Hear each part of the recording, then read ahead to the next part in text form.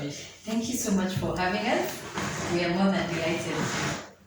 Karibu sana. This is Tuongee Family on YouTube.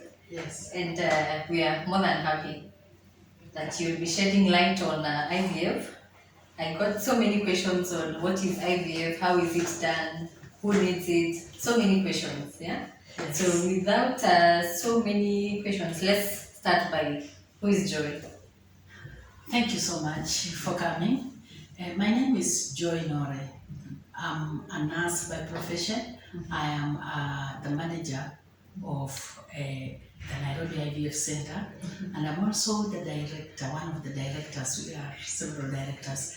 I'm one of the directors of the Nairobi IVF Centre. Ah, great. Yes. Okay. And I've been here for about 17 years, Wow, working within an IVF establishment. Doing basically IVF. Only IVF. Wow. Yes. Okay. So I can say I'm an IVF specialist. Specialist. Yes. Yeah, 7 years, 17 years is quite a long time. Yes. So we can start by what is IVF, yeah? For someone who has never heard of the word IVF, for that lady, that man who is uko kwa mashinani, what can you tell them IVF is? The definition of IVF, IVFI stands for in vitro fertilization, meaning outside the body of the woman. And it was coined because the egg is stimulated and removed from the woman's the ovaries, and then fertilized with the man's sperm, and then after 3 to 7 days, it is returned into the womb for growth. So that's what is basically IVF. Before you start IVF, you have to stimulate the lady in order to get enough eggs to be able to work with. You cannot say you are going to do IVF with one egg. Just in case they don't work out, then you'll have wasted the whole process. So the stimulation is basically to make to create or to recruit many eggs so that you can work with, so that in case the first time it doesn't work out, you can use the remaining eggs, if they are there, to be able to do the subsequent cycle. Okay. Yes. For the man, do you stimulate the man as well? No, men are not stimulated because they don't produce eggs. Okay. But men just produce sperm. There are some men who do not have sperm produced at all, and that could be the reason why they are undergoing IVF. IVF is not strictly for a woman alone, it can also be for a man, because you may find every perimeter of the woman is very normal, but because the sperm cannot be able to come out of the man's testicles into whatever, the penis, through the penis, then you find that or the man cannot erect at all, so he cannot produce sperm, or the sperm may be too low, so it cannot even swim through the uterus, through the fallopian tubes to manipulate the egg. Okay. So that's when you may need to do IVF, so that you can pick the sperm maybe from even the testicles. There are situations whereby you pick the sperm, we call it TESA, testicular sperm aspiration. Wow. Where you pick the sperm from the testicles and be able to fertilize with the produced egg. Yes. Okay. So IVF involves the process, the detailed scientific process of enabling the egg to be fertilized by the sperm in order to produce an embryo which eventually becomes a baby. A baby. Yes.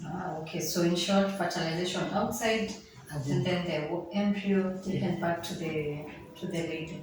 Yes. So in a nutshell, you deal with couples. Yes, we do here at Nairobi IVF Centre. We do what we call assisted reproductive technology, meaning there is a couple that has been desiring to have children and they are not able to achieve their desire. So we assist them. Yes, with the process, with the IVF process. Within the IVF process, there are so many brackets of like what I've just said, testicular aspiration, egg donation, sperm donation, testicular aspiration, I've said it, intracytoplastic sperm injection, which we call ICSI. Wow, Yes. those are big terms. Yes, so that is all of it, and many, many others, or even a pre-genetic screening is within a process of IVF. Yes. Okay. Yes. All right. Maybe why did you settle to IVF? Why did you say I want to start doing IVF, assisting couples? I like that. I like the question because very few people ask us that. And way back in 1994, Dr. Nore, when he was doing his MEd, his master's in obs gyne, and I was his research assistant. So he had a question which he posed, and the question, the obstetric question was the age of menopause. The obstetric question was outcome of pregnancy, and the gynecological question was age of menopause. So in the age of menopause, we found out the results came out which were very amazing, that even 28-year-olds were already in menopause.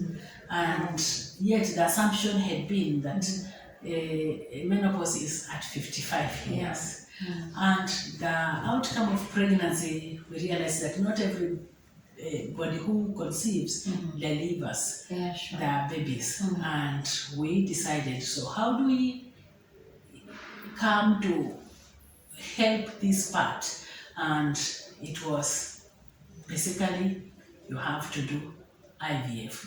We were now, IVF is the answer to the research he did. The research he did in 1994, Wow. the IVF became the answer to the questions he found within the research. Yeah. Wow, okay. That is also a challenge. I'm scared to people, like find a solution to a problem, yeah? Yes.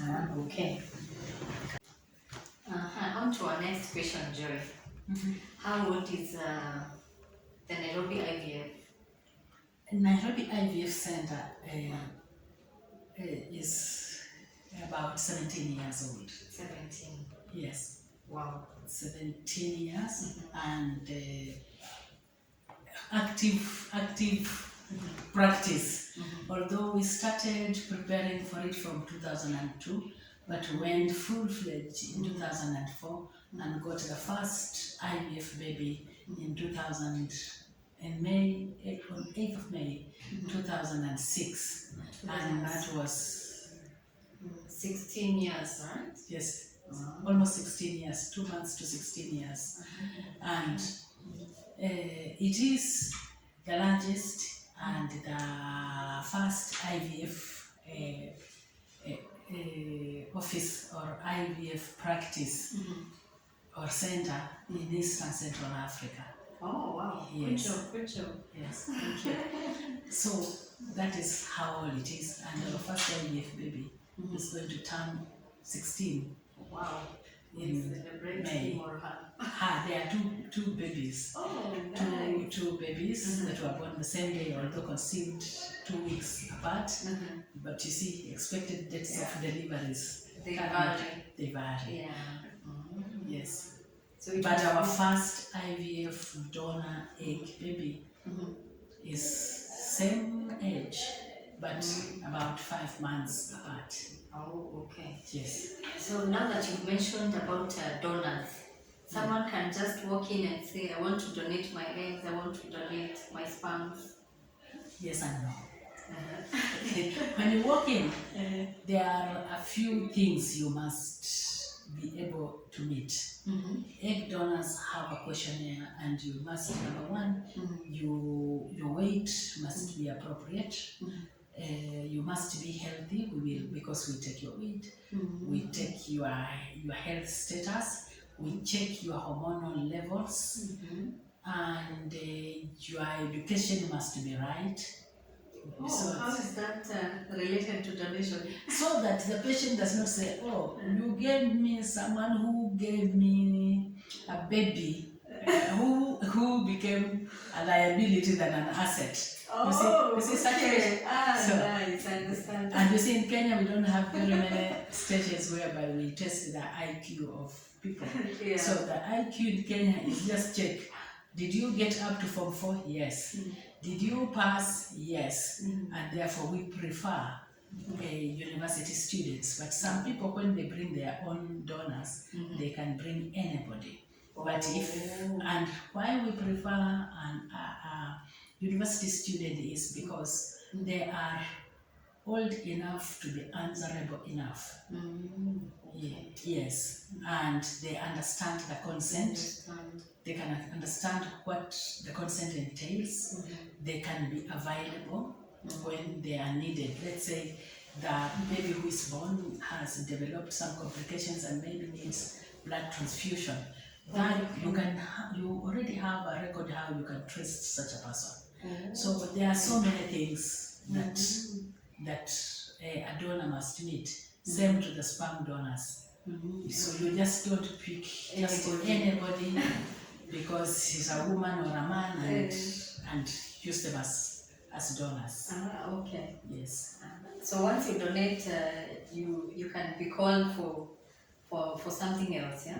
You can be called, and before you donate, you have to give a consent that you, within the consent, there's a clause that states that you will not come to claim eggs. To donate something, you cannot go and demand. Yes. So, and an egg is not a baby. An egg is not a baby. Even an embryo is not a baby. Oh, okay. No. An embryo has the placenta, has the amniotic fluids, has the membranes, and has the babies. So when a sperm donor or an egg donor pair up, they cannot start demanding that they have the baby. There must be some elements of implantation from the owner or from the recipient. Okay. So you can't donate and come and say after maybe a few years, my baby is here. No, an egg is not a baby. And women, basically, they lose their eggs every month. A woman is born with those eggs. So when they reach the age of menstruation, I'll try to put this talk into the simplest form of understanding so that anybody can be able to understand. So when they are able to start menstruating, they menstruate and during ovulation they lose a lot of eggs. So an egg, as much as it's a very useful part of a body, the body just depletes them. So you cannot. An egg is not a baby. No, an egg is not a baby. Therefore, you cannot claim that you have your babies here because you donated your eggs. No. Wow. And you see, the donation is something to volunteer about, and at the same time, we don't pay for egg donation. You volunteer to pay, and ladies are wonderful. They just come and volunteer. Wow. That's a good job, guys. So you can donate your eggs, you can donate your sperms. No payment, you volunteer to do that. Yes. We always ask whoever wants to come and volunteer, and you see the volunteers also have an age limit. Like Joy Nora here cannot go and volunteer. After all, she doesn't have eggs.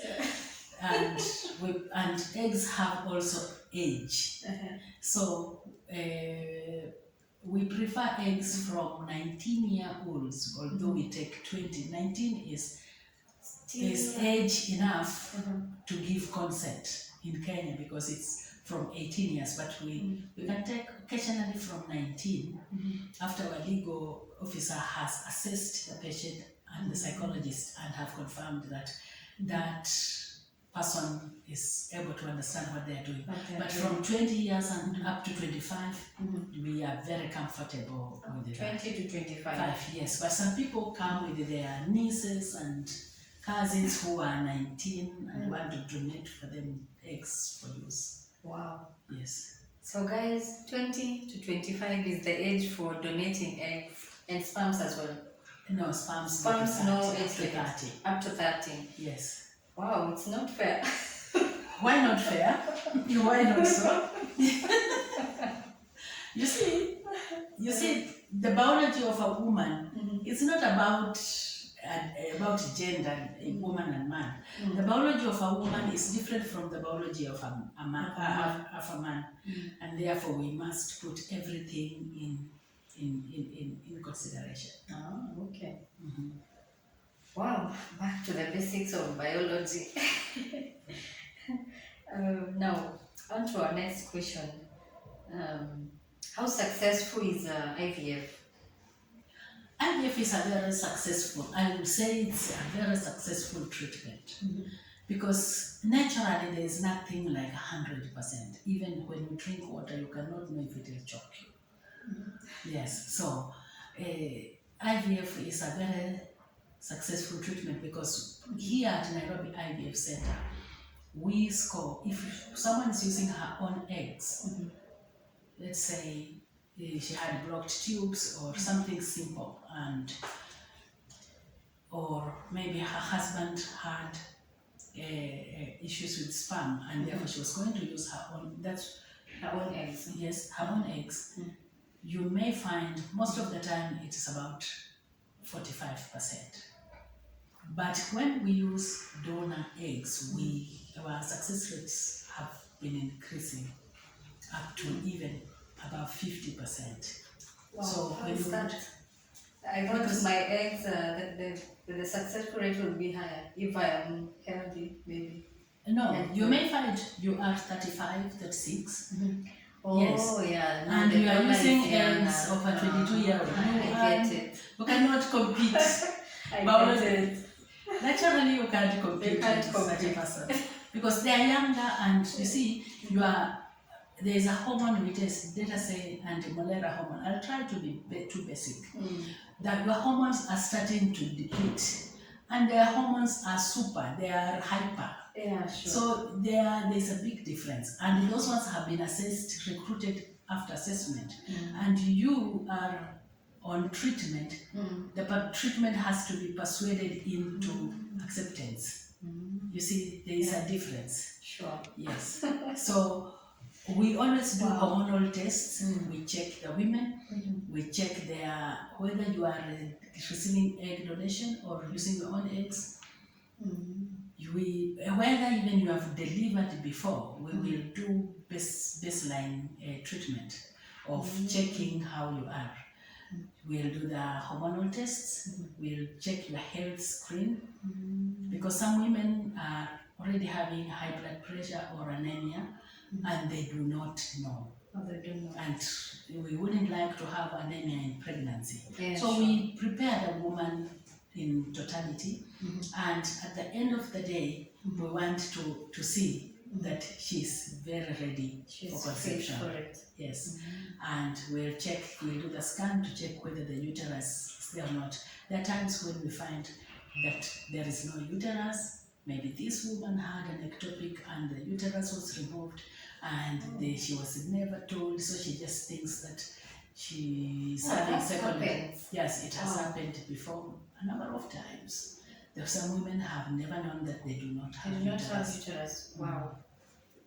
Or maybe they are fibroids. So the basic checking is very, very important, and we usually do it. And Dr. Nora is quite unique in his approach. He plays it basic, so that you see when someone is going to get pregnant, you don't need to be too official about a pregnancy. In fact, you are supposed to be so basic that, in fact, that the brain relaxes and gets accustomed to the basic things. I don't mean that you ignore many things, but play it basic so that the pregnancy can just flow. It's supposed to flow. It's not supposed to look too official and like you're coming for an interview, maybe. Even an interview, not an interview. You see, You see, yeah, you are right. Like an interview is quite scary. Yeah. It is not supposed to be so. It is supposed to be just basic. And in this clinic, we have quite a number of stations. We have the legal department. In case you don't know or you can't understand the consent, you can ask the legal officer. You can through it too. Yes, she will take you through, particularly for donors and those who are receiving the donor a package, like the donor tissues, eggs or sperms. We also have a clinical psychologist. Oh. Yes, Okay. and then that's it. It's a whole package. Yes. That is great. Yes. Wow. Now, let me ask, what happens, there are cases of unsuccessful IVF, right? Yes. What happens after that, after having had an unsuccessful IVF? That is the most harrowing part. Because you see, once a patient starts the treatment, they expect, psychologically they are expecting to have it 100% successful. Sure. But many times, you see, if you are talking about 45% success or less, then you are saying 55 or more percent failure rate. Yes, and yet the doctor is saying that is very successful. And he's pitting it against the natural conception, which is up to 25%. 25%? Yes, say 10 girls, 100 girls have been married between January and December, 1st of December to 30th of December. And you take your data on 31st of January. So how many will be pregnant? For your information, maximum 25%. Wow. Yes. So 25 so out of the 100. The natural way is less successful. Yes. Wow, I thought it's the other way around. No, it's not so. Wow. And in this country, about 25% again, 25 is a very unique number. 25% of the people are with the infertility issues. So there are many. And apart from that also, apart from the 25%, we have also noted here in our clinic with concern that very many men have a lot of issues, although data, research elsewhere states that about 50% of it's half of infertility shared. Okay. Yes, and there's an embryologist today who was telling us that about 5% of the sperm of the men, whether you are very, very fertile or not, is usable. The rest is not very useful. So you can see there's a big problem worldwide. Wow. So back then when the issue of childbearing, a couple not bearing children was now put to the woman. It's the woman's problem. Right now, it's not the case. People are aware. Yes. You see, Nairobi IVF Centre has done so much, say for East and Central Africa, because within Africa, we have our own norms. And let us zero it up into Kenya alone. We have our own understanding of infertility. But when this center started, we demystified that understanding that it is only the woman who is barren. In fact, they used to say, the men used to call and say, my wife has a problem. Oh, wow. But, and the women could come way back in 2007, 2008 and say, I have a problem. And when you do the clinical assessment on her, she's okay. She's okay. Yes, you find the man has a low sperm count or no sperm at all. And she's saying, I have a problem. I'm on my third husband. Oh, because I cannot deliver. Yes. That was the case back then. Like yes. It's always the woman. Yes. So the clinic has created a lot of awareness by making or giving talks and encouraging the doctors to do as much as they can on their own. Yeah. Okay. Wow, quite deep. But I'm glad people are now more aware. Yes, there's a lot of awareness, but in some places, very many people do not understand what IVF is. They even wonder, where did you carry? Where will the baby be carried? How will the baby look like? How big can they come out from that incubator? The incubator is only to carry up to 7 days. 7 days maximum, and then you put back into the womb. Microscopic. Right? Microscopic, yes. Okay. Yes. Wow. And the clinic releases that patient after the placenta has formed. You release back to the doctor who referred them here, or if they weren't referred by any doctor, then you send them to a doctor who can take good care of them. Oh, okay. Yes, we cannot do infertility treatment, and we are doing obstetric cases whereby people are pregnant.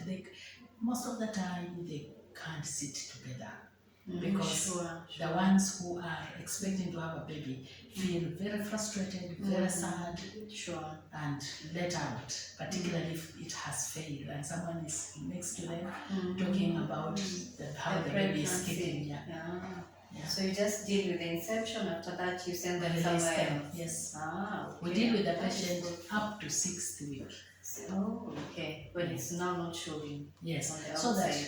that the center can concentrate on what they are best at and not to do everything, because in other clinics and hospitals there are also very experienced doctors to deal with not the pregnancy journey. Yes. Okay. Wow, quite interesting. Now, are there any tests that are done before you settle to IVF? Like before you tell them your last option is IVF? Yes. There are tests done, right? Yes. Most of the patients we get are referrals. Oh, and they already know their problem, most of them. Okay. But there are some, very few, and particularly the ones who had been doing intrauterine insemination. Those are the ones who come and they are not very sure if they need IVF treatment. So when we do tests, whether you are sure what you want or you don't know, we still do the tests. We still do tests on your own now? Yes, hormonal tests. We check different tests like anti-mullera hormone, follicle stimulating hormone.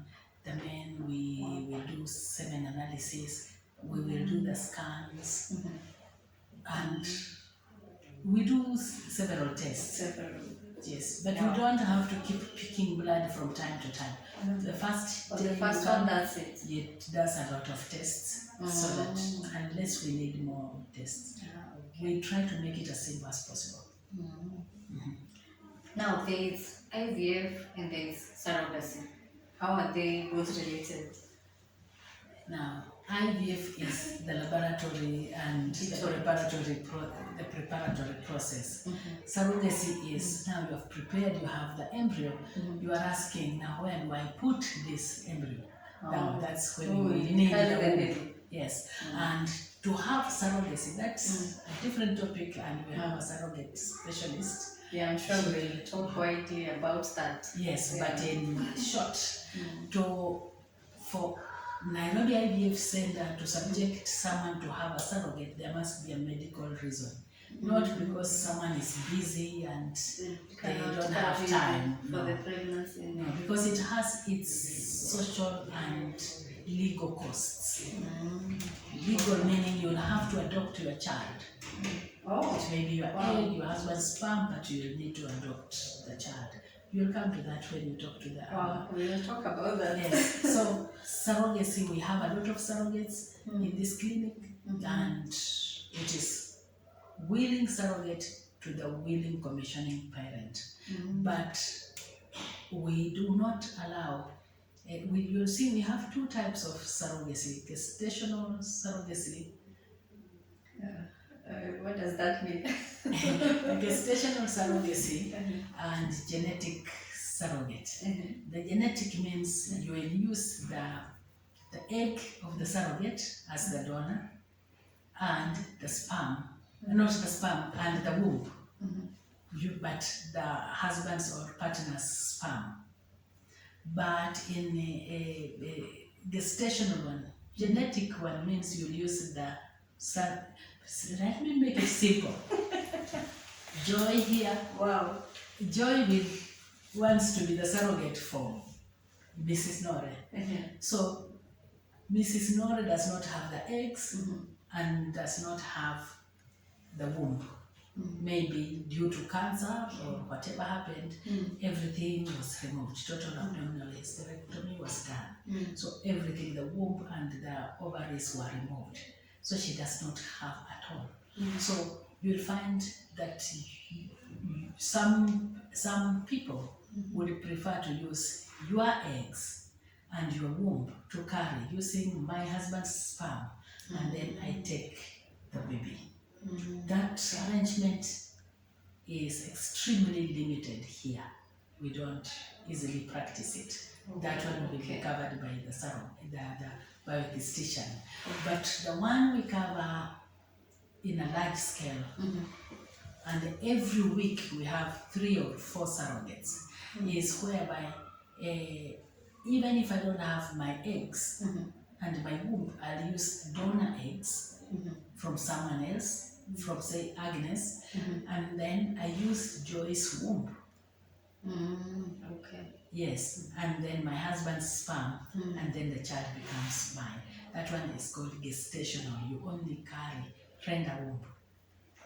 Yes, there's no relationship between the donor, the surrogate and the baby. Yes. Wow. Okay. That's quite deep. It's a whole topic that we're going to cover. All right. Can you choose the gender of the baby? Yes. Oh, that's great. Yes. That is a very big issue in some communities, and it has costed marital comfort. It has costed discomfort to the children, the existing children. Let us say a couple has 4 girls, and within, children are yours when they are supposed to be brought up and taken to school. But the community in Africa has a lot of say in what you and whom you have given birth to, indirectly or directly. Sure. So you find that the lady is being pushed aside, that we need someone else who can give birth to boys because you have 3 girls or 4 girls. So it automatically brings in another factor, another human being in your relationship. So in simple terms, some come here for family balance, and we are able to do that. So and not only when there's a medical issue, you can still walk in and say, I prefer having this gender, that's why I'm here. Yes. Okay. Yes. You prefer having that gender, that is alright. Yes. And because if it is going to cause a lot of discomfort, psychological discomfort to the children, the existing children, the man in the home, and the woman, and the community, the in-laws, you see, you belong to them.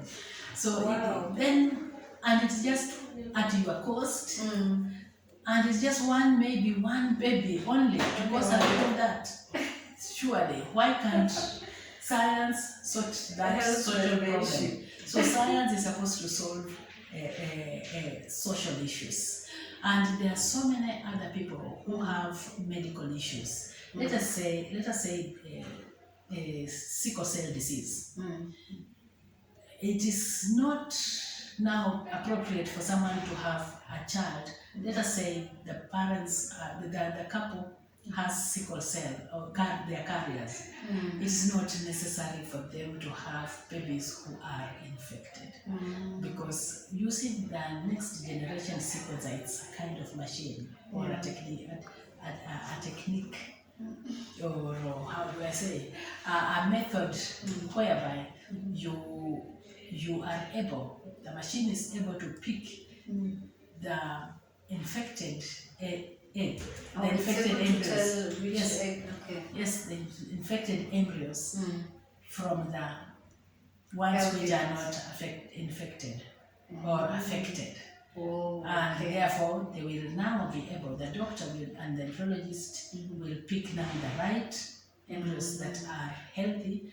And Okay. So you break that genetic thing. yes, you break the genetic issue. And it also increases the conception rate because it picks out under natural circumstances. You cannot know whether embryo A or C, both scoring AA, are healthy. But using that screening, you are able to know which embryo is unhealthy and therefore you don't implant. So you get increased success rate. So you encourage also people with such conditions to visit you? So many are visiting us from different countries. Oh, nice. Okay. In Africa and out of Africa. And they are getting the solution. Healthy babies. Yeah, they're healthy. Wow, that's good. Now, how do you tell a viable embryo? I think you've talked about that. How do you can tell a healthy embryo, right? Only when you use next generation sequencing, when you do pre-genetic screening, that's when you can tell an embryo, a healthy embryo. Meaning, healthy is a very relative word. Under microscopically, you can pick a live embryo, viable. You see, living embryo, it is alive. But you cannot say this one is the healthiest, this one is not healthy. No.